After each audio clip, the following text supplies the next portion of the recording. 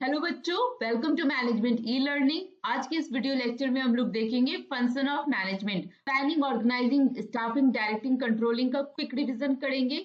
मैं आपको कीवर्ड्स दूंगी related to this topics, planning, organising, staffing, directing, controlling का क्या क्या कीवर्ड्स है जिससे आप कीवर्ड के थ्रू आप पिक करके क्वेश्चन को क्रैक कर सकते हैं। लॉन्ग आंसर को भी डिस्कस करूंगी, किस तरीके से आपको क्वेश्चन लिख के आना है, इजी वे में एक्सप्लेन करूंगी। साथ में टॉप एमसीक्यूज भी हम लोग यहाँ पे देखेंगे। तो आपके 20 मार्क्स आपके इस वीडियो में है। आप प्लीज इस वीडियो को एंड तक देखिएगा। वीडियो को जरूर लाइक कीजिएगा, कमेंट कीजिएगा और चैनल को जरूर सब्सक्राइब कीजिएगा। तो चलिए वीडियो को स्टार्ट करते हैं। Function of management, planning, organising, staffing, directing, controlling, ये सब क्या है? फंक्शन ऑफ मैनेजमेंट है। हमारा फर्स्ट फंक्शन है हमारा प्लानिंग। ठीक है, planning is the first function जिसमें हम लोग क्या करते हैं, thinking before doing. That means इसमें प्लानिंग के अंदर हम लोग क्या करते हैं, ऑब्जेक्टिव डिसाइड करते हैं, गोल डिसाइड करते हैं, स्ट्रैटेजी बनाते हैं, रिसोर्स को कैसे ऑप्टिमम यूटिलाइज किया जाए उसकी स्ट्रैटेजी बनाते हैं, रिस्क आइडेंटिफाई करते हैं, रिस्क को कैसे रिड्यूस किया जाए उसकी प्लानिंग करते हैं। तो प्लानिंग हम लोग देखेंगे। पहला, planning, thinking before doing. Planning is the first and fundamental function of management. Planning क्या है? Planning is the first and fundamental function of management. What is the first function of management? Answer is planning. It involves setting objectives, identifying the resource, and developing the strategy to achieve the organizational goals efficiently. ठीक है, planning के अंदर हम लोग क्या करते हैं, objective गोल को सेट करते हैं, रिसोर्स को आइडेंटिफाई करते हैं और फिर हम स्ट्रैटेजी बनाते हैं कि कंपनी की, ऑर्गेनाइजेशन की गोल या ऑब्जेक्टिव को कैसे अचीव किया जाए इफिशिएंटली। ठीक है, planning helps the manager to anticipate the problems. Planning help करता है मैनेजर को कि रिस्क आइडेंटिफाई करने में हेल्प करता है, प्रॉब्लम आइडेंटिफाई करने में हेल्प करता है। Then allocate the resource effectively, जो रिसोर्स है उसको ऑप्टिमम यूटिलाइज कैसे किया जाए उसमें वो हेल्प करता है। Ensure the smooth business operation, ताकि जो बिजनेस ऑपरेशन है वो स्मूथली चले। ठीक है, what are the key activities of planning, ये इंपॉर्टेंट है, एग्जाम में आपको एमसीक्यूज में एक्टिविटी के अंदर से क्वेश्चंस पूछते हैं कि ये एक्टिविटी किस फंक्शन ऑफ मैनेजमेंट का है। तो प्लानिंग के अंदर आता है setting of objectives, deciding strategies, resource allocation, identifying the risk and alternatives. ठीक है, इंपॉर्टेंस ऑफ प्लानिंग क्या है? प्लानिंग आपको एक डायरेक्शन प्रोवाइड करता है, आपको एक प्लान देता है बना के, तब आप उसके अकॉर्डिंग टू प्लान आप एक्शन करते हो। रिड्यूस अनसर्टेनिटी, अनसर्टेनिटी को रिड्यूस करता है। इंप्रूव इफिशियंसी, इफिशियंसी बढ़ाता है। Facilitating the decision making, decision making में हेल्प करता है। Encourage the innovation and set the standard for control. ठीक है, टाइप्स ऑफ प्लानिंग, कितने टाइप की प्लानिंग होती है? स्ट्रैटेजिक प्लानिंग होती है जो कि लॉन्ग टर्म प्लानिंग होती है, टॉप लेवल के मैनेजमेंट करते हैं, इसको स्ट्रैटेजिक प्लानिंग कहते हैं। टैक्टिकल प्लानिंग होता है जो मिड टर्म्स, मिडिल लेवल के मैनेजर करते हैं, जो जिनका फोकस होता है डिपार्टमेंटल गोल अचीव करने में। ठीक है, ऑपरेशनल प्लानिंग लोअर लेवल के मैनेजर करते हैं, शॉर्ट टर्म्स का प्लानिंग होता है जो फोकस होता है डे टू डे एक्टिविटी या ऑपरेशन से रिलेटेड एक्टिविटी पे। Then financial planning, financial planning आपका बजट से रिलेटेड होता है, इन्वेस्टमेंट से रिलेटेड होता है। देन कंटीजेंसी प्लानिंग, ऐसी प्लानिंग जो अनसर्टेनिटी रिस्क के लिए प्रिपेयर की जाती है। ठीक है, so these are the different types of planning जो मैनेजमेंट में किया जाता है। Strategic planning, tactical planning, operational planning, financial planning and contingency planning. Steps in planning process, क्या क्या स्टेप है, कैसे हम प्लानिंग करते हैं? सबसे पहले आपको डिफाइन द ऑब्जेक्टिव, सबसे पहले आपको क्या करना है, डिफाइन द ऑब्जेक्टिव, अपने ऑब्जेक्टिव को डिफाइन करना है। देन आपके इन्वायरमेंट को एनालाइज करना है, analyse the environment. Then identifying the resource, resource आपको आइडेंटिफाई करना है। डेवलप अल्टरनेटिव मेथड या अल्टरनेटिव स्ट्रैटेजी बनाना है, plan A, plan B. Then select the best strategy and implement the plan and monitor and evaluation। ठीक है, तो ये आपके स्टेप्स इन प्लानिंग प्रोसेस के हैं। MCQs on the planning function of management देख लेते हैं क्विकली। ये जो एमसीक्यूज मैंने लिए हैं वो ऑलरेडी एग्जाम में पूछे हुए हैं। ठीक है, which of the following is the first step in planning process? सबसे पहले जो हमने अभी स्टेप देखा है उसमें पहला स्टेप क्या है प्लानिंग प्रोसेस का? To define the objective. ठीक है, अभी हमने स्टेप देखा है ना, तो उसमें सबसे पहले हम लोग को ऑब्जेक्टिव पता होना चाहिए कि करना क्या है, क्या अचीव करना है, क्या गोल क्या अचीव करना है, तो उसके अकॉर्डिंग हम लोग प्लानिंग करेंगे। Planning helps in reducing innovation, uncertainty, authority, motivation. Correct answer is uncertainty. Planning हम इसलिए करते हैं ताकि हमारा रिस्क रिड्यूस हो जाए, अनसर्टेनिटी रिड्यूस हो जाए। Planning reduce the uncertainty. Next, which of following is not characteristic of planning. ठीक है, planning is goal oriented, planning eliminate all risk, it is continuous process, it is futuristic. yes, planning is goal oriented, planning eliminate all risk, no, planning risk reduce करता है, पूरा risk eliminate नहीं कर देता है, reduce करता है। ठीक है, and yes, planning is continuous process and planning हम लोग फ्यूचर के लिए करते हैं। ठीक है, which principle of planning states that planning should be flexible to adapt to change। ठीक है, प्लानिंग क्या होना चाहिए, फ्लेक्सिबल होना चाहिए ताकि हम लोग चेंज कर सके। The principle of commitment, principle of flexibility, the B is the correct option. Next question, the primary purpose of planning is, the primary purpose of planning is, क्या है प्राइमरी पर्पस ऑफ प्लानिंग? तो correct answer is B, option B, improve the decision making and future preparation. Planning क्या होता है? To improve the decision making. Planning is the key function of management that involves the setting objective, analysing the future condition and determining the best course of action to achieve the goal. तो planning help to improve the decision making. ठीक है, and future preparation के लिए हम planning करते हैं। Option B is the correct answer for the primary purpose of planning. Question number 7. What type of planning focus on short terms, daily operation and task? Which type of planning focuses on the short terms, daily operation and task? ठीक है, operational task पे कौन सी planning focus करती है? तो operational planning focus on day to day operation और task. ठीक है, next question, planning is consider the blank function of management. Planning is consider the first function of management. Contingency planning is concerned with, yes, contingency planning is concerned with the future uncertainty and risk। ठीक है, types of planning में हमने देखा था contingency planning किस लिए करते हैं, किस लिए करते हैं, for future uncertainty and risk. है आपका लॉन्ग क्वेश्चन आंसर। आपसे प्लानिंग से लॉन्ग क्वेश्चन में क्या पूछ सकता है? Define the planning and explain its importance in management. हाँ, अब प्लानिंग को डिफाइन कर देना, की एक्टिविटी प्लानिंग के अंदर क्या होता है वो लिख देना, फीचर्स ऑफ प्लानिंग लिख देना, देन प्राइमरी फंक्शन क्या है प्लानिंग का, मैनेजमेंट भी वो लिख देना। ठीक है, then importance of planning. Okay, तो ये आपको इस तरीके से आपको पॉइंट्स में लिखना है। पहले आपको प्लानिंग डिफाइन करना है, देन की एक्टिविटी प्लानिंग में क्या होती है, की फंक्शन क्या होती है वो लिखना है, इंपॉर्टेंस ऑफ प्लानिंग लिखना है, फीचर्स ऑफ प्लानिंग लिखना है, और फिर ये सबसे ज्यादा इंपॉर्टेंस ऑफ प्लानिंग पे ही है क्योंकि आपको बोला गया है explain its importance in management. Okay, next question आपसे पूछ सकता है discuss the various type of planning in management.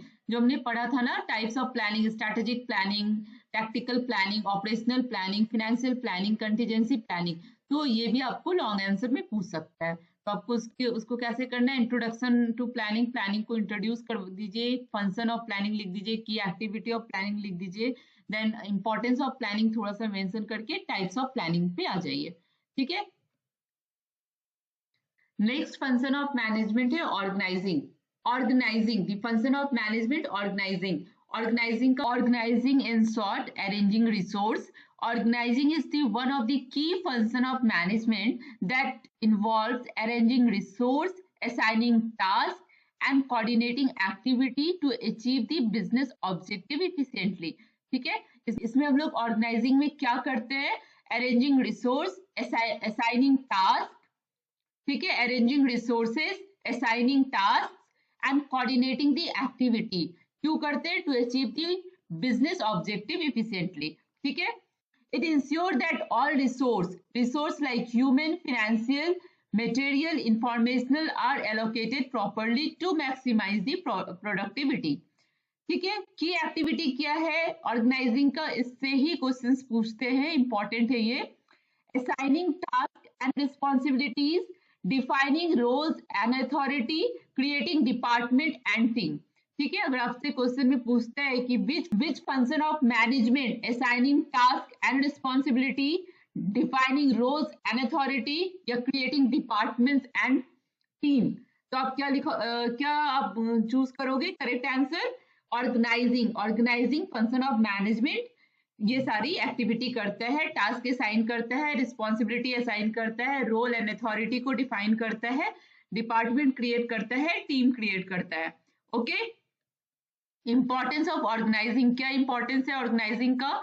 Efficient resource utilisation, resource का इफिशिएंटली यूटिलाइज होना, defining roles and responsibility, clearly role and responsibility को डिफाइन करना, facilitating the coordination को improve करना, इनहैंसिंग द प्रोडक्टिविटी को इंप्रूव करना, aids in growth and expansion, help in growth and expansion, enable the adaptability को adopt करना।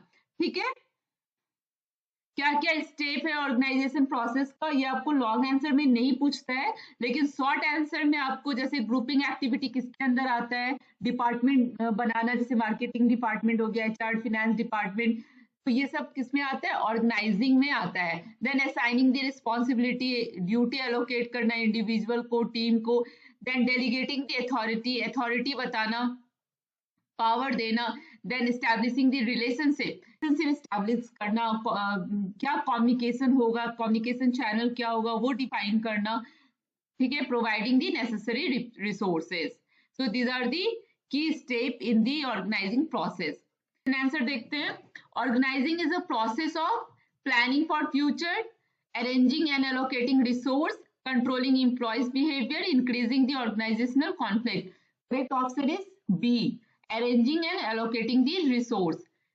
ठीक है, next, following is not an element of organising, इस गिवन ऑप्शन में से कौन सा ऑर्गेनाइजिंग का पार्ट नहीं है, एलिमेंट नहीं है? Defining task, delegating authority, setting objectives, establishing relationship. तो ऑप्शन सी, सेटिंग ऑब्जेक्टिव जो है आपका वो प्लानिंग का प्रोसेस है। Okay, the process of assigning task and responsibility to employ is called delegation. Yes. Question 7. The process of defining relationship between the different level of employees is known as organizing. क्योंकि organizing में हम लोग क्या देखते हैं? Relationship भी देखते हैं, जो डिफरेंट लेवल में है ना, top level, middle level, lower level, इनके बीच का relationship, the way of communication, ये सब ऑर्गेनाइजिंग में ही होता है। The act of distributing decision-making power to lower level in the organization is called decentralization. The correct answer is decentralization. Decentralization आपको power देता है decision-making process का। ठीक है, it allow the department, decentralization allow the departments, division or regional office to make the decision independently. Improving it, decentralization help to improve the efficiency and flexibility. ठीक है, तो decentralization power देता है lower level management को कि independently आप वो अपना डिसीजन ले सकते हैं। नेक्स्ट फंक्शन हम लोग देखेंगे directing that means leading and motivating. Directing, direction दिखाना। ठीक है, मैनेजर का एक इंपॉर्टेंट फंक्शन होता है कि जो उनके टीम है उनको वो डायरेक्शन दिखाए, उनको लीड करे, उनको मोटिवेट करे। तो इसके ये बहुत ही इंपॉर्टेंट टॉपिक है, इससे क्वेश्चंस आते ही आते हैं। ठीक है, इसके मैंने अलग से भी वीडियो बनाए हुए हैं, आप प्लीज वो भी जाके देखिए, उसमें डिटेल में सारा मोटिवेशन के सारे लॉज को एक्सप्लेन किया है, लीडरशिप एक्सप्लेन किया है, कम्युनिकेशन एक्सप्लेन किया है। तो इससे आप 10 मार्क्स के क्वेश्चन इससे तो आएंगे ही आएंगे, ये आपके 10 मार्क्स टॉपिक है। ओके, अब मुझे एग्जाम के बाद मुझे जरूर कमेंट करके बताना कि आपको मेरी इस वीडियो से कितनी हेल्प मिली है और आपको कितने मार्क्स अच्छे से आप ला पाए हो, कॉन्फिडेंटली आप एग्जाम दे पाए हो। ओके, इसमें डायरेक्टिंग में हम लोग क्या क्या देखेंगे? The concept, importance and principle of directing देखेंगे, मीनिंग ऑफ सुपरविजन क्या होता है वो देखेंगे, कॉन्सेप्ट ऑफ मोटिवेशन देखेंगे, इट्स इंपॉर्टेंस देखेंगे, मास्लो थ्योरी ऑफ हायरार्की देखेंगे, लीडरशिप देखेंगे, कम्युनिकेशन देखेंगे। ठीक है, तो डायरेक्टिंग का क्या मतलब होता है? डायरेक्शन देना। मैनेजर का क्या फंक्शन है वो अपने टीम को डायरेक्शन देगा, लीड करेगा, गाइड करेगा और साथ में मोटिवेट करेगा।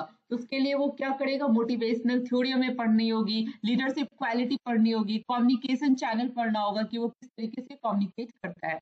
ओके, अब तो ये एनसीईआरटी का ये सारा ये टॉपिक है, उसको ही मैंने यहाँ पे इजी वे में एक्सप्लेन करने की कोशिश की है। मैंने जो टॉपिक्स के बेस बनाए हैं, कीवर्ड्स बनाए हैं, वो एनसीईआरटी बेस्ड ही है ताकि आपके एग्जाम बहुत ही अच्छे जाए। ठीक है, तो directing, the function of management directing, directing means leading and motivating. Directing refers to the process of instructing, guiding, counseling, motivating, leading the people in the organization. Directing में क्या आता है, वो इंस्ट्रक्ट करता है, गाइड करता है, काउंसिल करता है, मोटिवेट करता है, लीड करता है पीपल को ऑर्गेनाइजेशन में, क्यों, टू अचीव द ऑब्जेक्टिव्स। ठीक है, की एक्टिविटीज क्या है, providing the leadership and guidance, effective communication, motivating the employees through reward. ठीक है, characteristic of directing,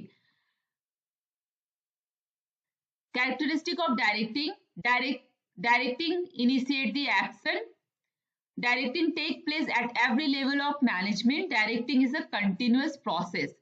Okay, directing flow from the top to bottom,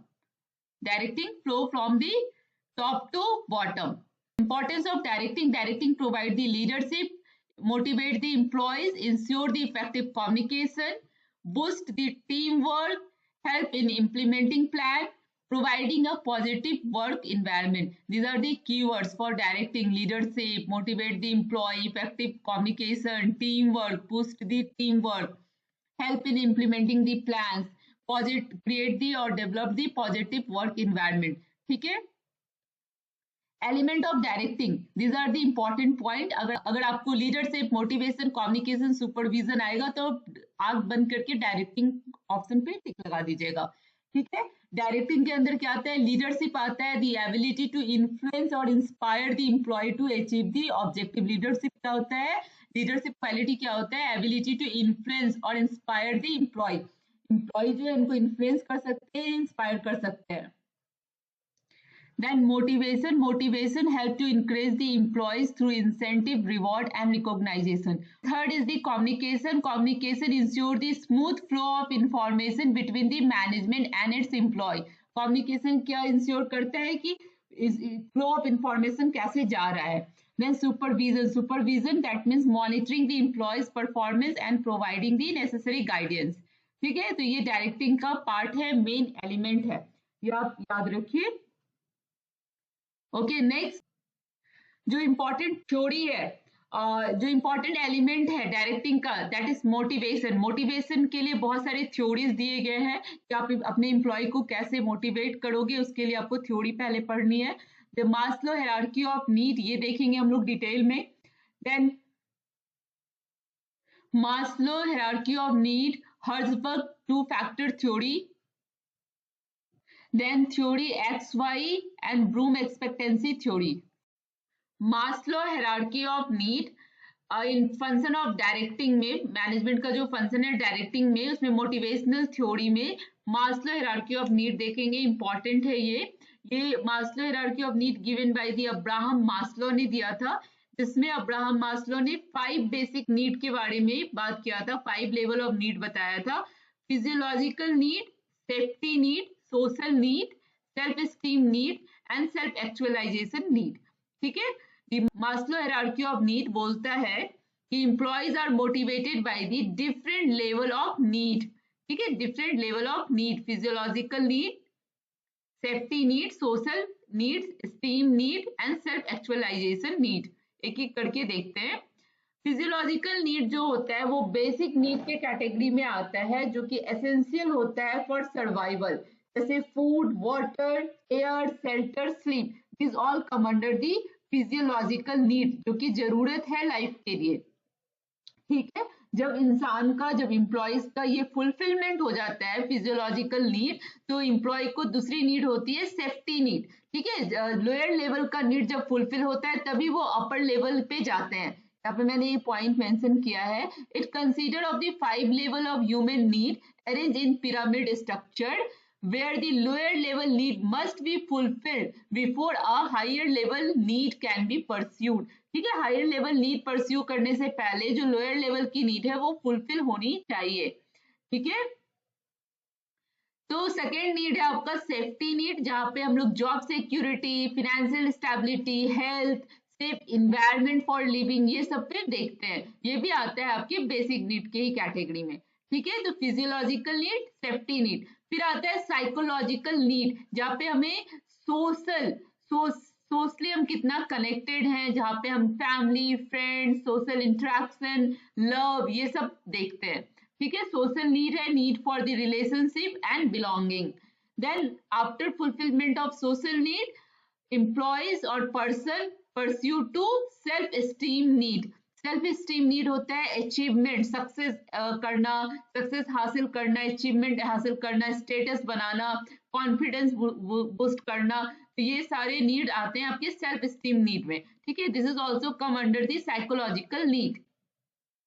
After fulfillment of all these 4 lower need, physiological, safety, social, self-esteem need, then employee go for or pursue for this self-actualization need. Self-actualization need मतलब होता है कि वो self motivated होगा, उसको किसी की guidelines की जरूरत नहीं है, उसे ये काम करना है तो वो खुद ही करेगा, या कुछ इनोवेशन उसको करना है तो वो खुद ही करेगा, वो सेल्फ मोटिवेटेड है. यहाँ पे की पॉइंट्स मैंने मेंशन किया है. सेल्फ एक्चुअलाइजेशन में सेल्फ इंप्रूवमेंट आएगा, खुद ही प्रॉब्लम सॉल्व करेगा, इनोवेटिव टाइप का पर्सन होता है, वो रिस्क टेकर होता है. देन यहाँ पे सारे मैंने सेल्फ एस्टीम सबके कीवर्ड्स दिए हुए हैं यहाँ पे. टेबल देख लीजिए, टेबुलर फॉर्म में भी मैंने मेंशन किया है, सेम चीज है. फिजियोलॉजिकल नीड बेसिक नीड होती है, सेफ्टी नीड बेसिक नीड होती है. Physiological need essential for survival होता है, जिसमें food, water, air, shelter, sleep. ठीक है, कपड़ा, मकान, खाना और सोना, ये बेसिक नीड है हमारी लाइफ के लिए. देन आपकी सेफ्टी नीड, देन आपका सेफ्टी नीड में job security, financial security, health and safe environment होना चाहिए. देन सोशल नीड में आपका ये रिलेशनशिप, लव, इस पे फोकस किया जाता है, फ्रेंडशिप, फैमिली. देन आपका सेल्फ एस्टीम नीड, आपको ये अचीवमेंट, सक्सेस, स्टेटस, यहाँ पे ये सारे पॉइंट्स आते हैं. एंड देन सेल्फ एक्चुअलाइजेशन, जहाँ पे आप सेल्फ मोटिवेटेड होते हो, सेल्फ इंप्रूवमेंट होता है.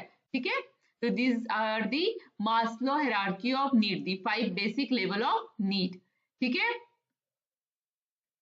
questions. According to Maslow hierarchy of need, which of the following is the most basic need? सबसे lower need क्या है, most basic need क्या है? Physiological need. ठीक है, basic need for survival. In Maslow hierarchy, the need for security and safety fall under which category? Safety category. ठीक है, safety के कैटेगरी में सेफ्टी एंड सिक्योरिटी आता है. The need for love, belongingness, relationship is come under the category of social need. Okay, next है आपका the which of following is the example of self esteem need.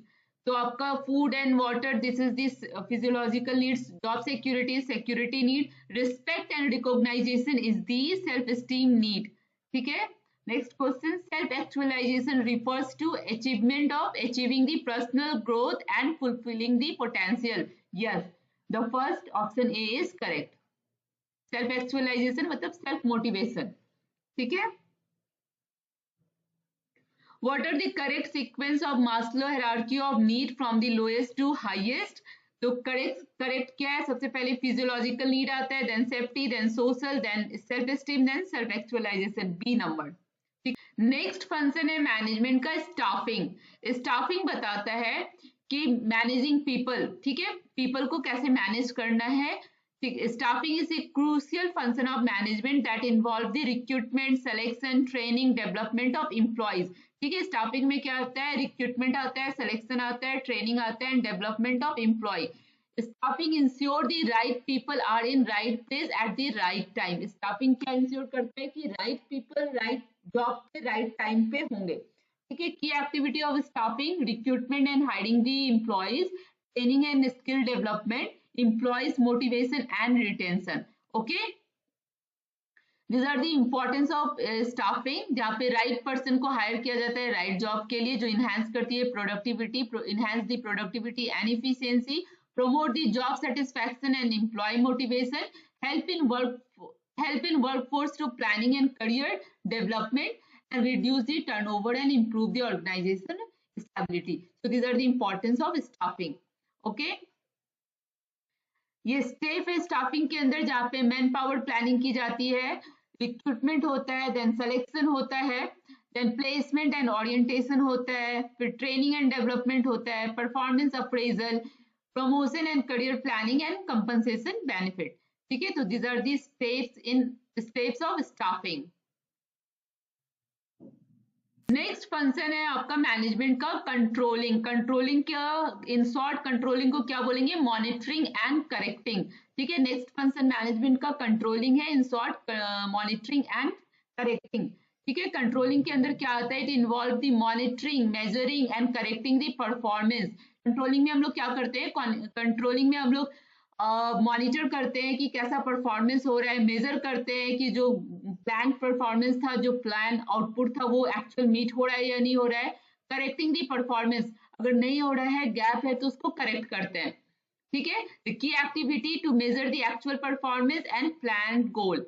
Identify the deviation, gap find करना, पहले major करना actual performance को जो plan goal है उससे, then अगर डेविएशन है, गैप है, तो उसको आइडेंटिफाई करना, फिर उसको फुलफिल करने के लिए कोई रिएक्टिव एक्शन लेना. That is come under the controlling function of management. Importance of controlling. Controlling help the management to achieve the organizational goal, improve the efficiency and productivity, reduce the error and wastage, enhance the compliance with standard, facilitate the decision making and co-reactive action. These are the steps for controlling process. Setting the performance standard, सबसे पहले performance standard set करते हैं, then measuring the actual performance, then comparing performance with standard, analysing the deviation and taking the corrective action. ठीक है, ये आपका keywords भी है. अगर ये सब आता है तो आपका कौन सा प्रोसेस, कौन सा फंक्शन हो रहा है मैनेजमेंट का, controlling. Okay okay. Now question answer, which function of management ensure that the right people are in right job at the right time? Yes, staffing ensure that the right people at right position at right time.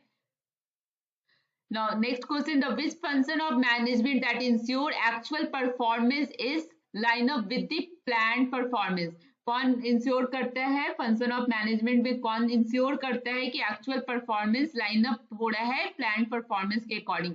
तो controlling ensure that actual performance is line with the plan performance और not. आपका next video lecture आपका business study part A class 12 का top 50 MCQs question का आ रहा है, जिसमें मैं जो टॉप 50 एमसीक्यूज क्वेश्चन है जो आएंगे जिसको आप सॉल्व करके 50 आउट ऑफ 50 ला सकते हो. तो नेक्स्ट वीडियो आपका इस पे आ रहा है, आ सकते हो. और अगर आपने चैनल को सब्सक्राइब नहीं किया तो please subscribe this channel, like this video, please comment कि आपको ये वीडियो कैसा लगा, आपको ये कितना हेल्प करेगा. Okay, and all the best for your exam. Thank you for watching.